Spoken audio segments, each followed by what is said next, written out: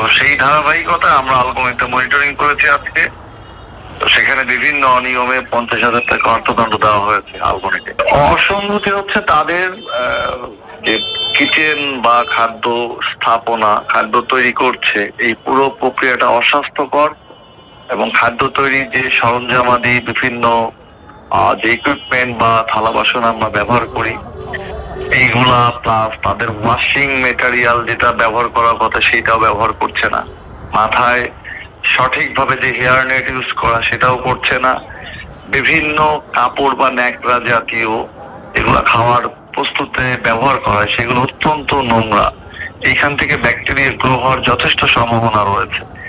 বিভিন্ন অপরাধের পুরো সিস্টেমটা তাদের সুরক্ষিত নয়। এই জন্য তাদেরকে সতর্কতা হিসেবে 50,000 টাকা অর্থদণ্ড দেওয়া হয়েছে।